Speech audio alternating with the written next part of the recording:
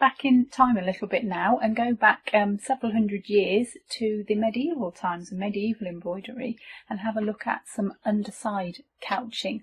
So this is a little sample of what it looks like here. You can see around her neck, this is the gold area is underside couching, and this was used a lot in these times in ecclesiastical embroidery because the stitches, as you'll see in a minute, are underneath the fabric, and this gave the fabric much more flexibility and they could wear it in the vestments that they wore. So I'm going to show you some underside couching. Right, so here's a little sample here that I've already done. It would normally be done in a gold thread, and I'll show you a metallic thread in a minute, but I want to show you in a normal embroidery thread first because it can be a little bit tricky to get the hang of this one. So I've just got some stranded cotton here, and I'm also going to show you on a counted fabric because it's all about the holes and going down the same hole, and it's easier to show you if I've got these holes in the fabric. So I'm using an Ada fabric for this, but you can do this on any embroidery fabric that you like. I'm also going to show you in a different colour, so I've got a pink and a blue, so you can see clearly what I'm doing with each thread. So I'm just going to stitch a line straight across the middle. Now when I say couching, we're going to lay a thread down on the fabric and stitch over it with another thread to hold it in place.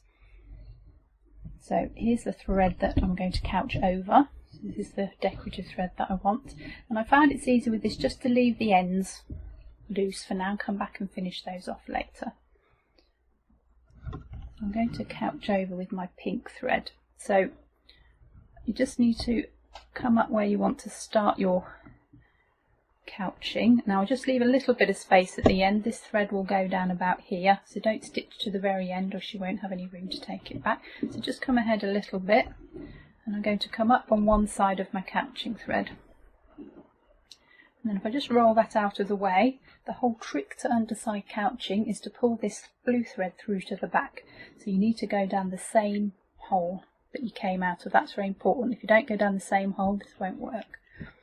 So the same hole, and you're just catching in that blue thread like so. Now normal couching, that pink thread would just sit on the top of the fabric. This is underside, so we're going to pull it to the back. If I just give a little tug, you can hear it pop through the back there, and you can see now that that pink thread has disappeared and my blue thread is now on the back, like so. So all of this thread that's holding the blue down will not be seen, it will be on the back. So I'm going to come ahead of myself. I come this side actually. Roll that out of the way, back down that same hole, and just put some tension on this. I found the hardest thing with this stitch is to get the tension right. And then just a gentle tug and it pulls it through to the back. You don't want to pull a lot of the blue through to the back, just a little bit to hide that stitch. Like so. And I will show you the back as well, what's happening on the back in a minute, but I'll just show you the top first. So up and down the same hole, making sure you go over that thread you're couching down. Just take up the tension in it, you don't want any lumps and bumps, and just gently pull it through to the back just so that that couching thread sits on the back. I'll do a couple more. It's all about tension, this one. Just a little tug just so it pulls through to the back.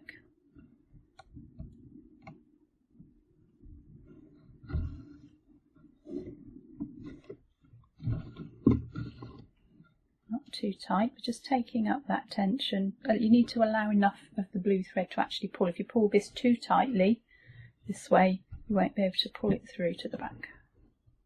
So we'll just go up to the end. You can see if you don't go down the same hole, you can't pull the thread through to the back. So that's the most important aspect of this.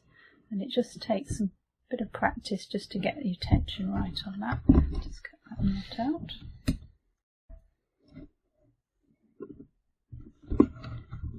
You would normally couch it down with something a little bit stronger. It's made for wear, this stitch. It's something nice and strong.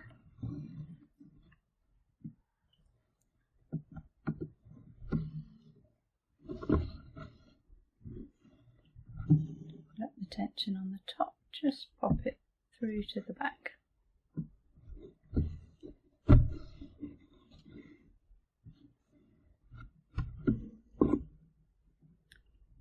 Pull it down, a little bit of extra tension and just through to the back. And then when you get to the end, you can go back and forth if you want. You can fill in with this stitch, quite a good filling stitch, but just for demonstration purposes, when you get to the end, you can then thread these two ends of this blue thread, take it through to the back and finish it on the back. I find this easier just to control the tension of it, so finish these ends afterwards. So I'll just show you again in a metal thread now. Now it's easiest if you're practicing to do it in an embroidery thread. The embroidery thread is much softer and much easier to practice in that, because this metal gold thread is a little bit more wiry, so it makes it a bit tricky. And I'm just going to show you this nice green passing thread here. I'll do it in the pink as well again, just so you can see the two threads. So don't start the end off, just leave that on top for now.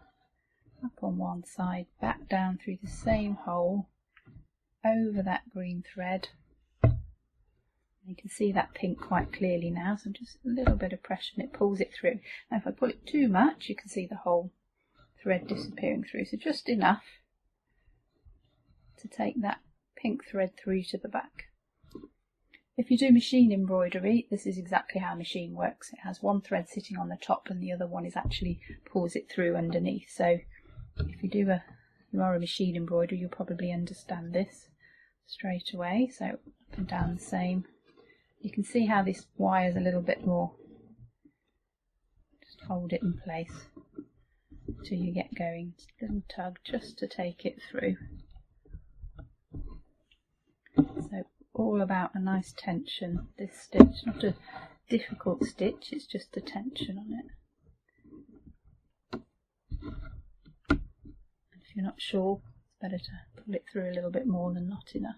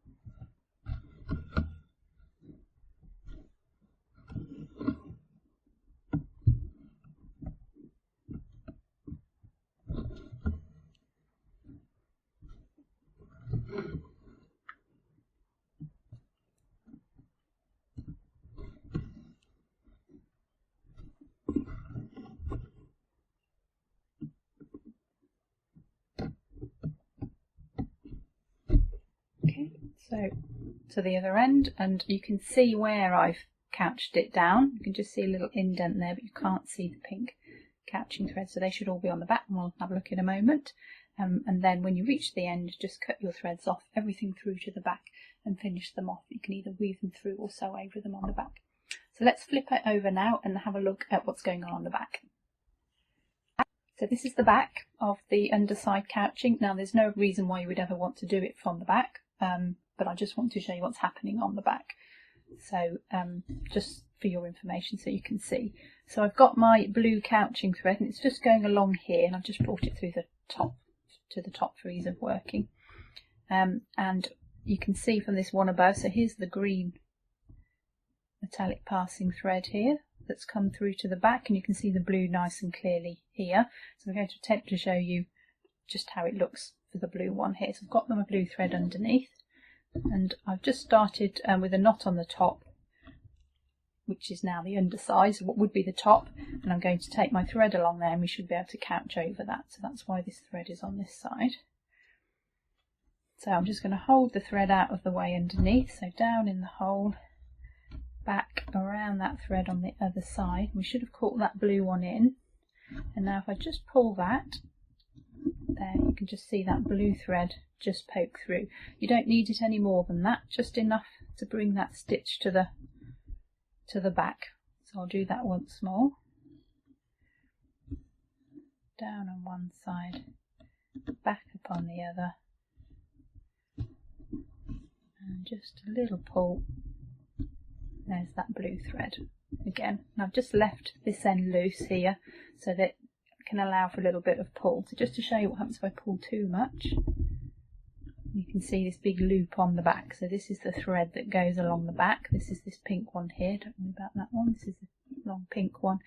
And too much of a loop and you've actually got a loose couching stitch which could come through. So you just want it to just poke through to the back, about that much. Just catch that one in. So just do a couple more. Just enough to poke through. It really is just a very gentle tug.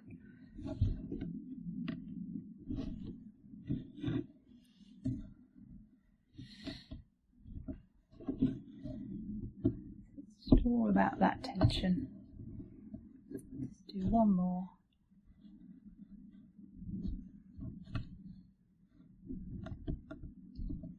I suggest you just take up the tension in that thread and just gently pull through like so. That's what underside couching looks like on the back. So again, just practice with a normal thread before you go on to your metallic threads because they're a little bit harder. But there we have underside couching.